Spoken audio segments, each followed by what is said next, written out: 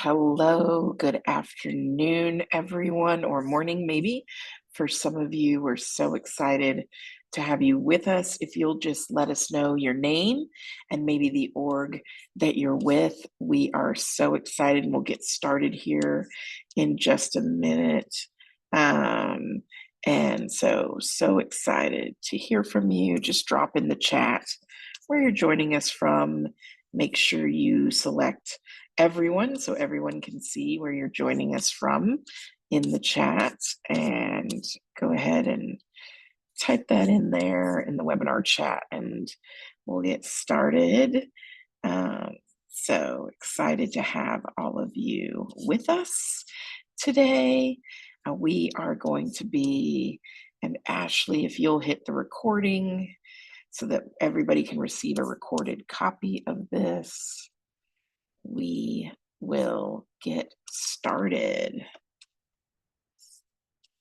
So excited to see all of you from near and far joining. It's Lynn Wester, founder and principal of DRG. And as many of you know, one of my kind of focus areas for 2024 has been trying to find software companies that bring value to our space. So we've talked to folks from Amon at Awarded. We've talked about Otter, and we've already had one webinar with Josh, but here's our second to talk with Josh from Storyraise. He and Jeff are the co-founders, and this past weekend we were able to spend a fantastic weekend together in Florida at a tech founders retreat. And so in 2025, I will tell you that there's much more to come in this space, because I really have found that the founders want our help and want to hear from you all about their products, about what you need from them in this space. And so I just feel like it's a wonderful fit. And even if the software isn't for you, maybe it's learning a few things that you can incorporate into your digital reporting, or maybe it's just having an hour of professional development community with folks like you. We have a couple hundred of you registered today all over. And so excited. This will be recorded. At the end, Ashley will send out the recording and the slides and some links to some samples and just any conversation that happened as well. But for now, I am going to turn it over to Josh and let him take it from there. Take it away, Josh. Yeah, thanks, Lynn. And it was a great technology retreat over the weekend. And, what I find is that there's more and more technology companies that really do care and really do want to help and have a basis of nonprofit history. And that happens to be my case. So again, I'm Josh Kligman.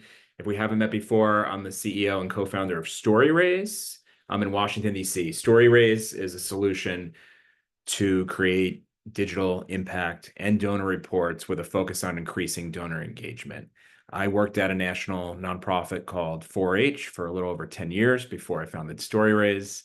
And some of the learnings that I found were around, while I was creating different reports from, national impact and annual reports to more regional and local reports, was that I only knew some of the metrics and I only knew some of the answers around engagement.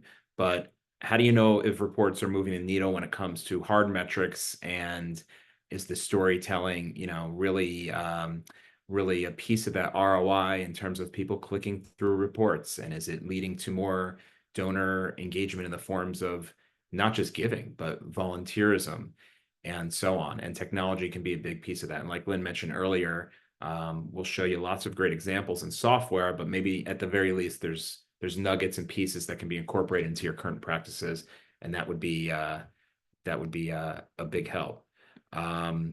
So as I share my screen here, I want to start out by sharing a couple examples, and I'm going to share a window here that starts out with an example from Goodwill International. Now, today we're going to talk about personalization, and personalization means two things to me. One is about the audience, and two is when you go deeper and you're talking about personalizing things for individuals or specific groups of people, and that has to do with audience segmentation, and we're going to dive into that in a minute. When you're talking about your audience in general, personalizing for your audience at its highest level is just about customization and knowing who your audience is. And the first step with that is really about understanding your audience and communicating effectively and knowing who your donors are and knowing really what motivates the donors. And that comes down to crafting the right messages and having the right values and the right interests that your donors actually care about. So when you're personalizing for different donor segments, you could think about this, that some research we saw found that about 80% of donors say that personalized communication influences their reasons to give. And that's because they want to feel included, of course. And I'm going to scroll through here with this example of goodwill, which in this particular example, I'm purposely showing you a general report because it's really personalized for an audience they already know about and includes great things like multimedia in order to engage them. It's not personalized where it says, hey, dear Lynn, dear Josh, at that level, but we're going to get there with other types of examples. So if I go to their next section here, the letter from the CEO, we could take a look at how this is organized. Now with Storyraise, all the reports are web-based. So that means it lives at a URL. It looks and feels like a report because you can scroll through a table of contents, and it's really focused on stories of impact that have to do with engagement. So they know who their audience is really based on the stories of impact that they're telling. And those stories are showing how, hey, we couldn't have done this without you. And here are the results. It's just saying thank you, and it's stewarding those donors. They have a different version they did that for an international version that talks to a different audience that's telling different stories. And we even see reports, and I'm going to show you one later that goes into different languages. And when you're segmenting out those audiences, you're telling your donors and other groups, hey, we understand your perspective and where you're coming from, and we could not do this without you. And that's a big leap over really general types of reports that don't feature people like them in the reports and letting them be the lead in the story. Another example here comes from a community foundation in North Carolina. This is the Coastal Community Foundation, and very similar to Goodwill, they do a great job of understanding their audience when it comes down to impact stories. And I'll show you one more here before we go a little deeper into personalization like you were thinking about it might be, but this comes from the Scarborough Health Network in Canada. And their ability to tell stories about patients that they've affected because of the gifts that were given is deeply personal. And what they were able to do is think about family foundations that are supporting different gifts and then make different spin-off versions of reports. And I think that's a best practice that we've seen a lot, where you can take one piece of content that you have and then make multiple use cases out of it. So you don't have to keep creating, completely new content from scratch, but you can rinse and repeat. So here in the general report, it's from our CEO. Thank you so much. Here are the stories. But when you get down to individual segmented audiences like family foundations that are helping, you could talk about the exact way that those donor dollars from that organization have been helping. I just want to pause here before I go into really customized versions, and I see a bunch of things popping up on the chat. I'm just going to take a look and see if there's any questions here. We're good. If you have questions, I'm going to try to answer them in real time. So keep them coming as you see some of the technology here. So here is an example of a report from the United Way, and they call this Creating Opportunities. This is a United Way in Indiana, and this is their impact report. These are stories in the community that feature the people that are beneficiaries of specific programs and different gifts. And the way this operates is a little different than the reports you just saw, because there's variable data involved. So if you look closely where my mouse is here, it says hello at first name. These are variable data tags that's pulling information like names into a letter. So that's kind of the easiest and that first step that you could take to personalize reports. What's going on behind the scenes is that data is being pulled automatically.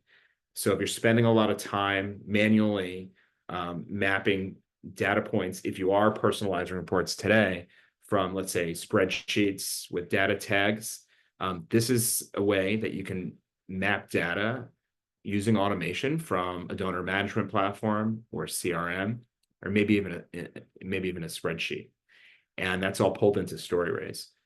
I think that the more interesting part about personalization here is not the names, though. That's where it starts when someone's reading a report, and whether they notice it intentionally or not, they'll start to feel, oh, this report's for me. That's nice. They put my name in there.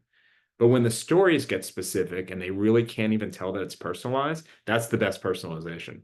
So if you know that your audiences are segmented out based on interest level or giving level, that's where you can start to tell different stories to different groups of people. But you don't have to create different reports for those people. And I'll show you exactly how technology can help with that today. So let's think of an example where I'm looking at Lynn on the screen. So Lynn, I'm going to use your name over and over today. So let's say I know that Lynn is a gold donor for my foundation or my educational institution versus someone else who is a silver donor. I may want to start to show Lynn how her contributions and her gifts as a gold donor specifically have moved the needle through impact stories that I might not want to show other giving levels. And then I think even the more interesting part of that is by Lynn's interest in a certain program on campus, or maybe a certain event that I know she attended. And if you have that data sitting in a note in a spreadsheet or in your donor management platform or in your CRM, that's an opportunity for, in the background, me to say, all right, I want to show, and I'll go to an actual example here. I want to show a certain impact story to Lynn that I don't want to show other people that are interested or giving gifts for a different program, because I want to show them a totally different story. And we do that with the technology called stacking. So we might have two stories that we're building at the same time, and one we're showing to one audience, one we're showing to another. So really, at the end of the day, what that means is you could just create one report, send it out to 100,000 different people, and as each individual opens it, you're seeing different versions of that. So there's the best practice of that, which is just that idea of thinking about how you can customize impact reports, donor reports, and I would even say any way you can say thank you or newsletters to audiences. But when everyone opens it, they see their own version of it, and then that's the technology part of it too. So you have your best practice part and the technology. And I say that because there are different ways and different technologies that you can think about that best practice and incorporate it. We just try to make it really easy with Storyraise. So as you go through this particular report that United Way put out, we see different stories that, maybe one donor might see versus another.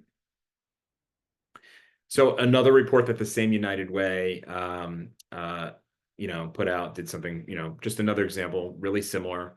Throughout it, they use multimedia to grab attention. And that's a nice benefit of digital reports, even outside the personalization. But things like video or social media can also be personalized in the same with the same method or with the same context, that you may have one audience that might want to see a video of that's the result of a capital campaign that you had on your campus. But if someone didn't participate in that campaign, you may want to show them something different, which could be just an article, a blog, or let's say a different video. So let's take a look at what those differences look like here in reality. So I have a sample on the screen here, and this is a sample that we created that is going to show us what it looks like for those various constituents.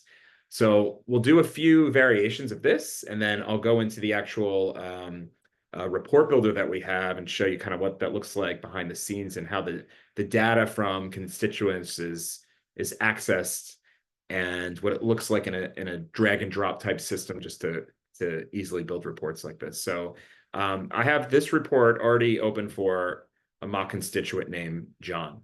So we say, Dear John, and everything else that you see on the screen right now is evergreen, so to speak.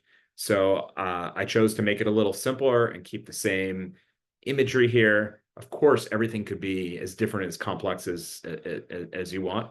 But for the first time, I think that someone is moving into web-based reports that are personalized.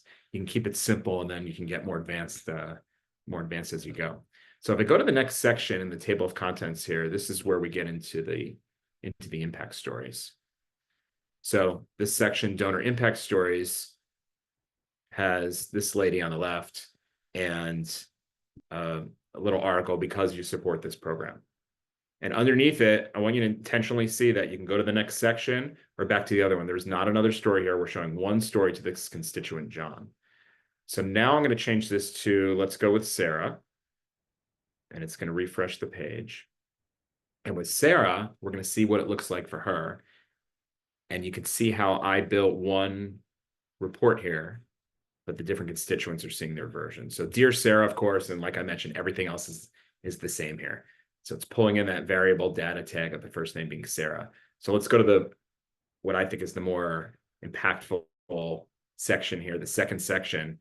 So it's the same kind of layout. It's a different article. It's a different photo. You can see they swapped because I wanted to have this design for Sarah or constituents like Sarah. And it's telling a totally different story here. Maybe even link somewhere else. There's no other impact story below this on the bottom. So it's swapped out one for another. So that's how the output really looks with technology like this. At Storyraise, we call the whole concept precision, as you're able to do that kind of targeting. So let's see here.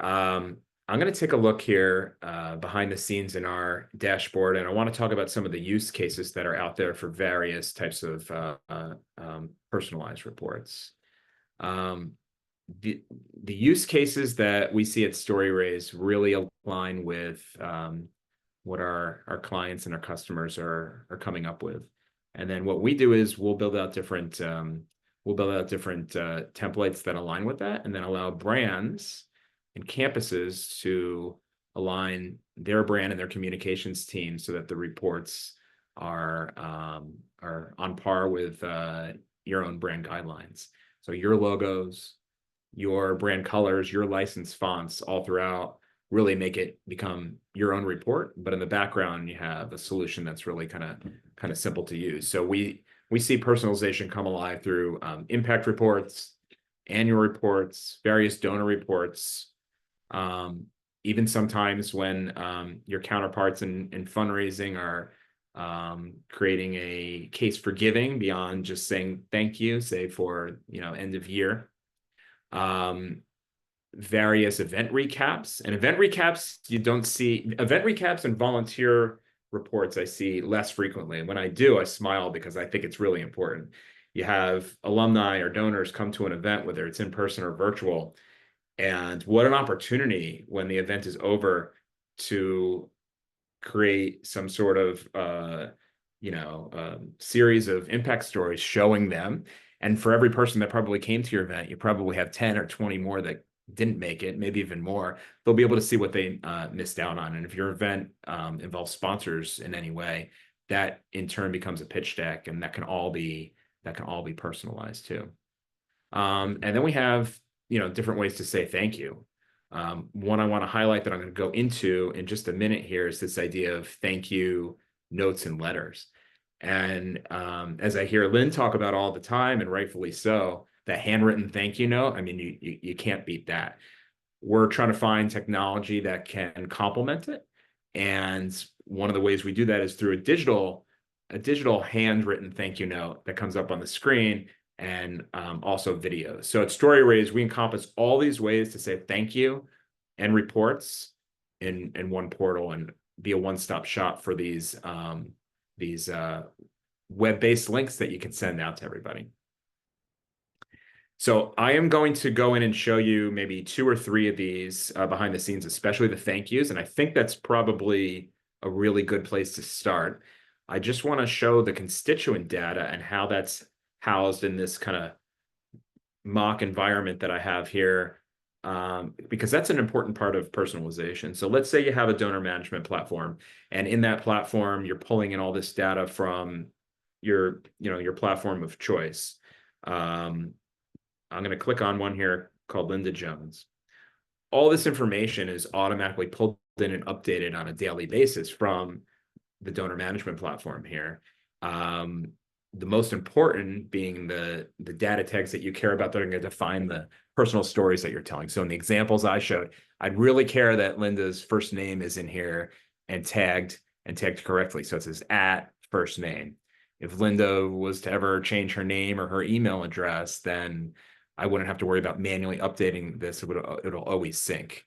And then here we could see that, Linda is a gold donor. And if she was, a fan of one program versus another, or one school versus another on the campus, all that information would be here. So it lives here. Not every little bit and piece that you want to personalize is sitting in your donor management platform.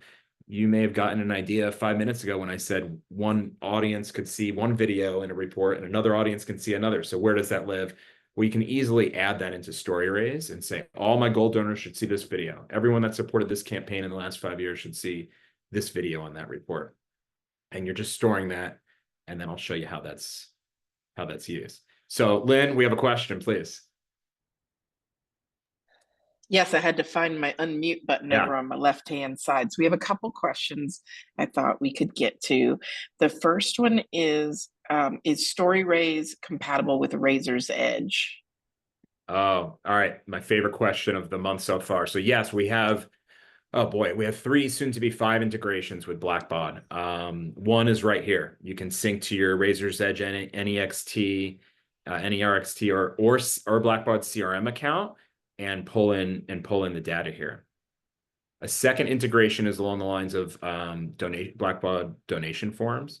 But really, wherever you process gifts, if there was some sort of solicitation report where you're making a case for giving and saying, thank you so much, here's the impact, and we need your help, why make the donor click an extra button that then takes them to another page and maybe even another page to donate? Do it all within the report. So we seamlessly do that with all platforms. I mean, through embed codes, but we make it really easy for Give Butter, Bloomerang, Blackbaud, and soon to be Virtuous. And then Fantastic. a third integration is along the lines of insights and metrics. So if you're in Razor's Edge, for instance, in the marketplace, as of yesterday afternoon, we now have a constituent tile. So in one click, you can start to create a personalized report for that donor because you see other metrics that Blackbaud's providing you. And we're about to assign a donor engagement score, and I want that's going to live there, but it's also going to live here in this Insights tab within Storyraise. So I'm just going to pick a random report here. Let's go with this. I'm in a demo account. We'll see if it loads everything, but we have insights for every report, and it's really important that, well, first of all, that that with Storyraise, you create a report. We give you a URL. We give you the embed code. You're going to go take that and use to make it easy for you, your existing email platform to send them out. You'll be able to see who opens it and who clicks, of course. But when you come back to Storyraise, and soon to be in Razor's Edge, you want to be able to see the data in terms of how people interacted with the report. And we do that based off of AI, and all these prompts are sitting in all our customers' accounts. So you could see where people were coming from, but you also want to see at an individual level for personalized reports, how each individual donor was interacting and engaging with the report. And then we put that information back into a donor management platform like Razor's Edge, so you could see that there also. They're launching that ability in Q1. So it all talk to each other, right? And then you don't have to, no one wants to go to multiple tech platforms to see everything. If I can make it out of a regular day without having to search more than just in my Gmail for work and personal, then that's a win. I wouldn't want to go to 10 different places to search for information. And if I can find the info I'm looking for in my own Gmail, then that's a miracle. But in here, we try to make it easy. So we have different prompts like, what section in my report had the highest engagement? So you can see that at a general level and then at a very granular level. And well, hold on. Let's ask this question in the chat.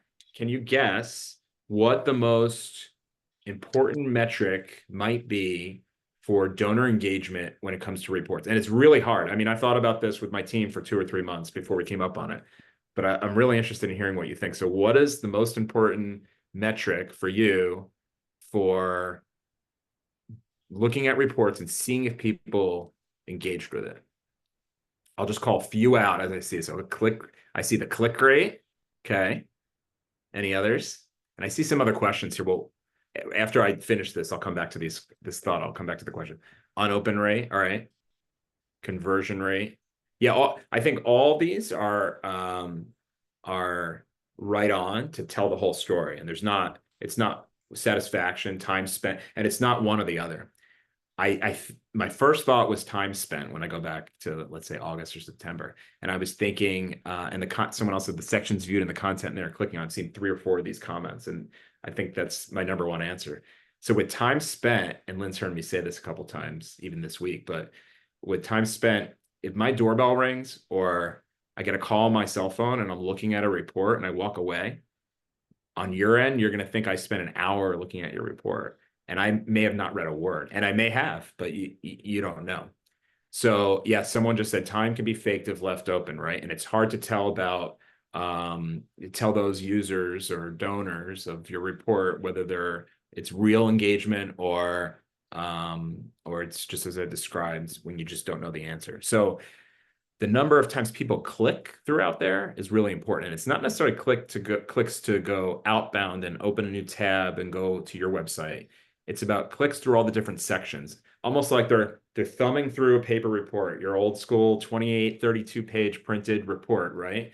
So if it's like if you sat there and you watch someone flipping through that report, you can see where they're clicking, and you can see generally and at a granular personalized level what the most popular sections are. And I think that's a real nugget of information. If you have that information, you'll be able to improve on your reports for next year. And you'll be able, before you go to lunch with a donor next week, you'll be able to say, oh, I know they really were interested in that one program in section 5. I mean, you can really kind of study it with your teams. So that kind of leads Josh into Rachel's question around, so what criteria could we use to know what someone's favorite area of the organization is? Like it could be giving, but she wants to know if you can customize it by organization. So what's favorite at one organization could be different than a favorite at another organization. Yeah, I mean, you can take a look at, any question you could think of in terms of the metrics and really dissect it. But let me give a really concrete example here. Hmm. And I'll show you some metrics that I think might really help. So I'm just going to refresh my page here and load insights for an actual report that's out there, and it might help give a little more context to everything that we're talking about. That's fantastic. Nothing like Yeah. seeing it in real life, not just pseudo. We show a lot of screenshot examples, so it's nice to be able to dive right into the platform. We did have one question about integrations. Is there any tessitura integrations, or like what if it's not one of the softwares that you listed that you already integrate with? As long as they have an open API, then we take about 5 business days and we'll connect to it. And we don't nickel and dime. We don't charge extra for that. We just want Yeah, you to be able to access your data and make great reports. And we'll assign a team to do white glove data mapping with you to get all that done, from the connection to making sure that the first name's going to show up correctly. The worst thing is finding new technology and then realizing you have to go do it all yourself. And we'll do it for great. you, Thanks. right? And what's cool about that is, like, once you do it once, you have your template, right? Your data tags are already in there, and then you need to create another report for a totally different use case the next month, or send a thank you, and you're not starting from scratch. So here's metrics on an actual report. I could see that there were 14,000 opens here. Here's some views by region. And if I were to click something like what sections were viewed the most? I haven't clicked this before, so we'll see if this even works. By the way, this is Sammy, the sloth, and this is Storyraise's mascot. And Sammy was with his slow friends in the jungle, You and okay, Mom? wanted to Okay. speed up and be at a tech company. So Sammy came over with us and is teaching us to slow down and engage donors. In case you're wondering why there's a sloth face here with the AI. So this one, well, maybe because I'm sharing my screen, but you could, if I were to say like, how much time was spent on, this section versus that section, um, it'll pop up, and I'm happy to dive deeper with anyone in this offline, but I might be killing my computer right now also using AI while sharing my Zoom. So I think what I'll do, are there other questions, Lynn? That popped Yes. before me? Okay. Yes, we have one who said they may or may not have some old school folks who appreciate a printed annual report. Can you use this technology to eventually turn into a PDF? And they just wanted to know, not that anyone at any organization would have any old school folks, but just in case. Just in case, yeah, you actually are creating a PDF at the same time that you're creating digital. We're the only platform that's going to do that. So when you're in the report builder, and that's what I'm looking at right now. So if you take a look at this impact report, this is the preview for desktop, and this is the preview as I'm building it in real time for tablet. And by the way, all my sections in the table of content are on the left, and all my design blocks are on the right, and I can drag and drop them in, and then you're just kind of clicking and editing from there. So you're seeing a tablet view right now. Here's the mobile view. PDF's next. I'm going to answer your question. So here's the mobile view, so you can see what it looks like on a cell phone. And everything's mobile responsive, because the worst thing is opening a PDF with lots of assets on it on your cell phone and having to pinch and zoom in, and you can't really see everything clearly. And here's the PDF version. PDF and digital, I should say, and web-based applications are not apples to apples. So if your text is really long on one page, on a website, you just keep scrolling forever. But there'll be a cutoff point at some point on a PDF. So we give guidelines as to where those cutoff points are. But now I'm going to open up this PDF preview, and I'm going to show you exactly what this looks like when you print it out. The images for digital are compressed, so it loads fast. But when your donors open up a PDF, which they can on their own, or when you open up a PDF, it's high resolution, it's full bleed, and you can see exactly how it comes out. So I didn't do anything except make a digital report, and now I have this really great landscape or portrait report. So this is more like 8.5 by 11. You could just go print out, and you're on your way. That way you don't have to go create a totally different report. Any other questions that popped up, Lynn? That's great. Just one last one. Our friend Jared works at a small organization, and he wants to know what the minimum number of donors on file, or what is to see a return on investment. Like, are they too small for a platform like this? Maybe you could tell him about some of the smaller organizations you have on the platform, because Yeah. he doesn't want to waste resources, right? So not every organization is large. Yeah, I mean, I guess there's the idea of if you haven't done personalization before that's like this, you want to make sure that you have some scale so it's worth it. That United Way example that I showed from Indiana, I think they have several hundred, maybe closer to 1,000 different stakeholders that are receiving that. I have large institutions that say for some of their major donors, they want to send some reports where each and every bit of it is totally different. Well, in that case, the personalization with scale doesn't make sense because so much of the report is different. So they'll just send out 40 at a time. But for everyone else, there's an opportunity to personalize it. So, 100 or less might not be worth it, unless if you had another segmented audience where there were at least hundreds, so you were going to send it to. I think that I think it's something you can experiment with. Yeah, I mean, what I'm hearing is that this, and why we built it, solves for the pain points of organizations that are currently personalizing reports because of the manual process, but I could see the argument that it could speed things up. But right, you want a decent sized list to do it. Yes, and then my understanding also is that you have dynamic pricing. So if they are a small nonprofit with under a certain amount on their 990, you're pricing it appropriate to what they, their resources. So that is really important as well, and something that Josh and Jeff and I talk about a lot is we want to make sure that this is accessible regardless of the size of your nonprofit. So Jared, you can also talk to them and they'll look at your 990, and then pricing is based off of how small or large your organization is. So it's not all the same.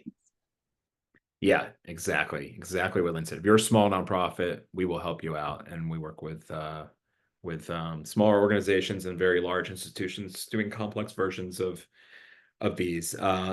Someone just asked about 10-year study community reports with various types of data that different people in different regions or that are interested in different programs can see, and then that comes down to dynamic searching that's powered by AI and visual storytelling and telling the story behind the numbers for community reports. A whole nother use case that before a month ago, hadn't necessarily heard of.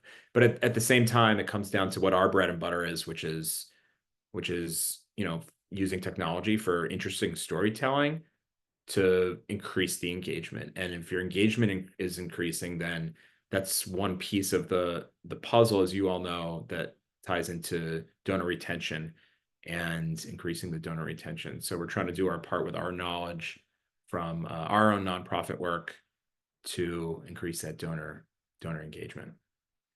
I'll take a look here also, but were there any other questions before I move on? Okay, great. We'll dive into this a little more at the end, but I just want to, and we'll put a link up, but I just want to also share that we have an ebook that we'll provide to everyone that's on this call that dives into the 6 steps of impact report success. And this really goes through even more best practices that we've seen in all types of nonprofits, foundations, and educational institutions to focus on, enhancing donor retention, like I talked about. I wrote it with my co-founder Jeff, who Lynn has mentioned a couple times. Jeff Rum is also here in the DC area.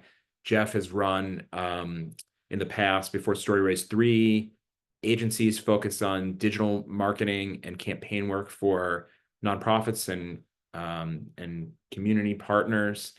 And he saw this need for better tracking and recording and engagement when it comes to the world of reports, and that's what we base this on. So more than happy to share this with everybody else. I'm going to share something that I mentioned earlier, which is a report in a different language. Technology gives you the ability to really segment those audiences and think about French, Hebrew, which on the screen is tough because it's, you're writing the other way, Spanish translation. But we see organizations, right? And we see organizations, especially, this one is from Canada, especially in Canada, where they have 2 reports, right? So I talked about Goodwill creating an international version. I think that one's also in English, but it's got a different focus in terms of the Goodwill locations they talked about. This one's in a totally different language. So unfortunately, I can't tell you whether this is hitting the mark or not. I don't know what it says, but I know the point, right? Which is that they're thinking about who they're really talking to. So I'm going to go back to something I promised to share here before we open it up for some other Q&A, which was the idea of saying thank you and personalizing that. So we kind of went off here into metrics. So give me one moment. I'm going to get back to this thank you area and show you exactly what that looks like.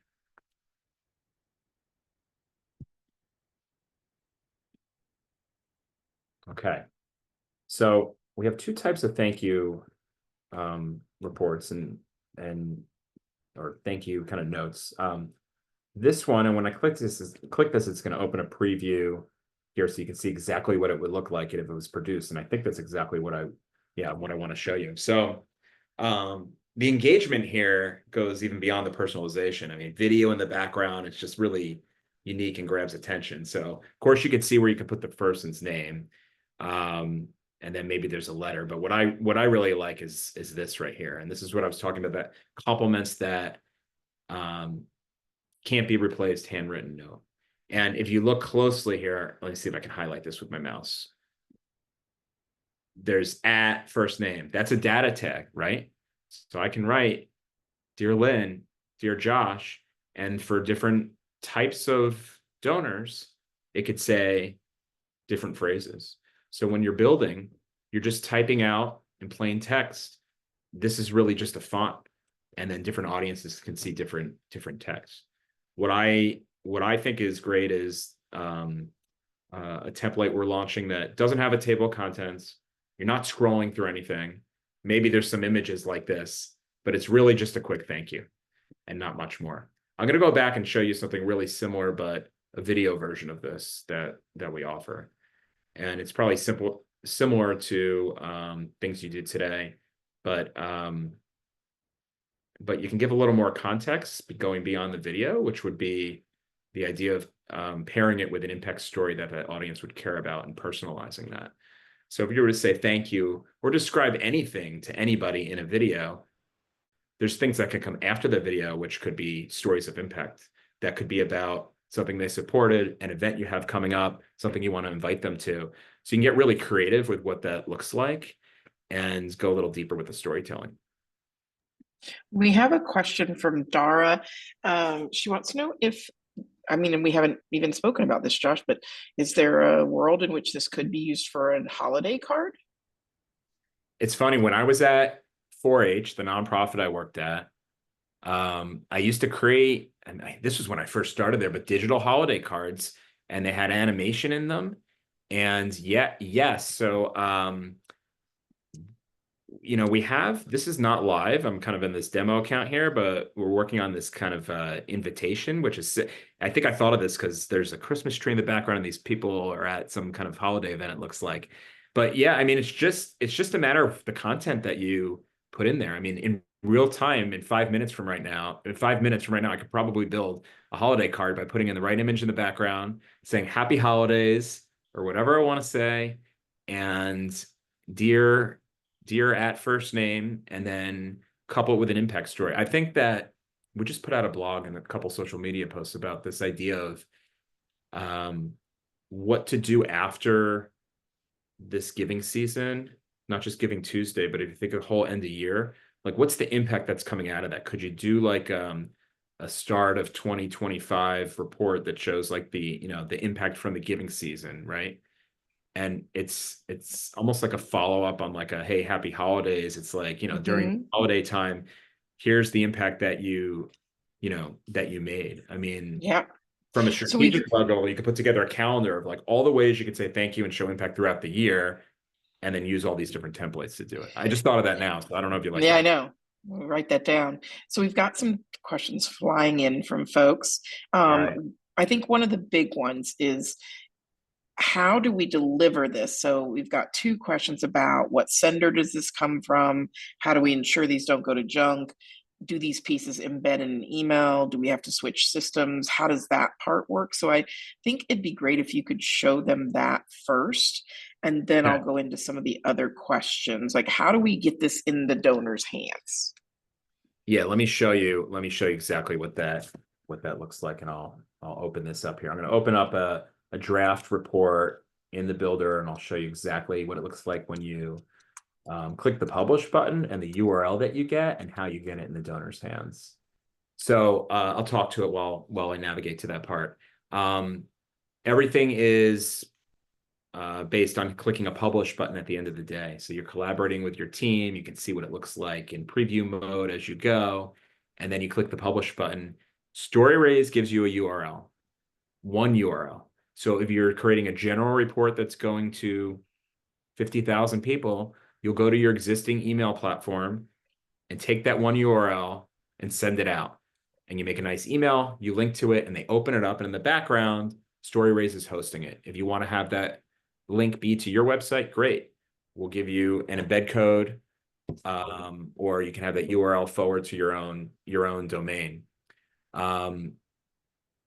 If it's personalized, we're still giving you one URL, and automatically our system will put a little tag at the end of that URL, which is every single person's um, email address. And I apologize, you're seeing a white screen, but I have maybe 500 tabs open, and then when I share on Zoom, that's what's going to happen. So um, when Susie and Jane and Bob and Tom, all your donors open that email, we'll know it's for them. And you can test that ahead of time by, I could probably actually just do this right here. You could test that ahead of time by, in a preview mode, by typing in the name of the constituent and spot checking every single one if you want to, and see what it's going to look like for them. That's how you can ensure. So I'm going to click the share button right here. And I've already published this one in demo mode here. You can see it says republish. Here's the URL. Okay. Some CRMs might require slightly different URL, and we'll work with you on that. But you can also generate your PDFs here. You can see samples from different constituents. And then if you want to embed it on your site, we'll give you the various codes and test with you to make sure it looks right. So I hope that answers the question. There's a lot of nuances there based on everyone's individual platforms, but That's great. it's pretty easy. And then how often are you guys making new templates for clients to use? Yeah. Well, we're about to launch 5 to 10 new ones. Some of them you got a glimpse of right now. I'd say today or Monday, probably Monday.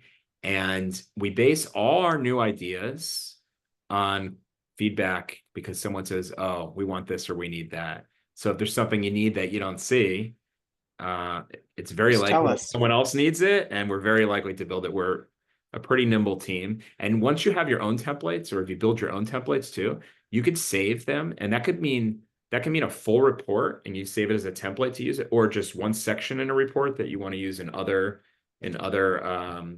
reports, or maybe just one little design block you saw on the screen. You're like, oh, I nailed it. I want to use this one as my marquee way of sharing stories for my whole team. Every time we make a report, you can just share little pieces of that. So you're kind of creating your own resource library so that you just get faster and faster. Great. And then when you put a video into a Storyraise, into a report, Yes. when you link, does it open a new window? Does it keep you right there? Because I think we really want the videos to be embedded so that it stays there. Could you show people that? Yeah, it keeps you right there. And you're not leaving at all. So let's say you have a video on YouTube or Vimeo or Facebook. All you'll do is go and grab the embed code there, and then you'll place it in line within the design block. And that could be full screen, like you saw in one of the examples I showed before, or a little bit smaller, and you'll click play. So I'll show you how it looked when Goodwill implemented here. I think they had it on their first section, so I'm just going to go back to the front.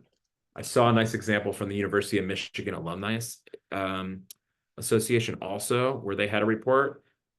The display was really similar to this. So I'm not leaving at all. Let me mute, make sure it's muted. It's going to play. It's pulling this from the source, which is YouTube. It could take over the whole screen. It could take over a smaller part. But we have a design block called video where you're just pasting in the embed code and then it'll do the rest of the work. And that's it. We really don't want donors to navigate away from all this storytelling. We want them to stay in one spot and all be under the umbrella of your brand. Awesome. And Yeah. then we have one question. I don't know if we even have an example. I know you and I have been talking about this, but Yeah. can you please show how this could be used for endowment reports, since these are highly custom individual reports with personalized financials? I don't know if we've mocked that up. You had talked about a scholarship one, but since the question was asked, I don't know that we've done a financial report, so just I want to make sure. I do have an example because it's so similar. Is that you want me to show that? Is that okay here? Yeah, that'd be great. It's fine. Okay. So I'm okay. Actually, this is the perfect screen here. Let me get my Zoom video because I don't want to look at my face the whole time while I'm showing this. So here's a section called About Your Fund. And for endowment, how this looks is is really going to pull information specific to the funds from another source. So let's say you used Blackbaud or FundMiner or your information sitting in spreadsheets, whatever it happens to be for your actual fund information, you'd have the ability to pull the name of the funds and the description of the funds, financials from the fund, and then if you're, let's say, a school and you have different beneficiaries of that fund, you could put information in there, and it's all really seamless and all automatically plugs in. Today, I know a lot of schools have to send a link out and they get individual information from all the students cobbled all together, but here it's all automated. So this information right here is being pulled from another source, the name of the fund, the description of the fund. And when I scroll down, you're going to see one after another. That's because I have them all lined up in the background, but Lynn's only going to see hers and Josh is only going to see his. And then here it has, and I'll show you what this looks like when I hit preview mode, but here it's showing the different fund information. And then underneath, I'm ready to show information about the actual beneficiaries. And we have the ability to create a link that you can send out to students, and they will upload, if you want a video, their headshot. Maybe you're not even, maybe you don't even care about the individuals, but you want to show, impact stories instead. But all this can automatically populate, and then the right donors that gave those gifts would just see the people or the schools that they're benefiting. So I have this example here in preview mode. I'm going to click stop sharing, and then I'm going to share a different window here because I think that's the best that Zoom's going to allow me, which is great. And we can see this in action. Let's see here. Okay, here it is.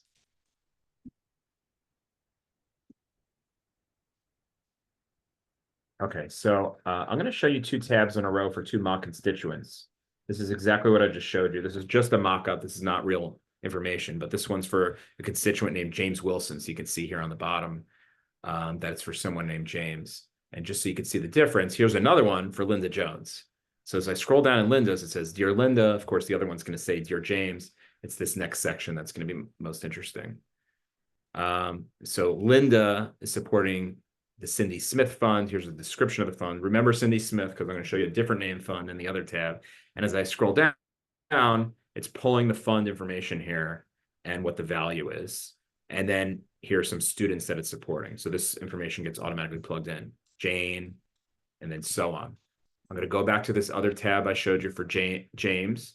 Of course, it says Dear James. And when I go to the next section to show information about the fund, it's not the Cindy Smith Fund, it's a different fund. So again, it's all from one URL. I send that to everybody. I prepared it in the background to pull all this data. Different fund information. Of course, this is specific to just that other fund. And it's showing a totally different student here.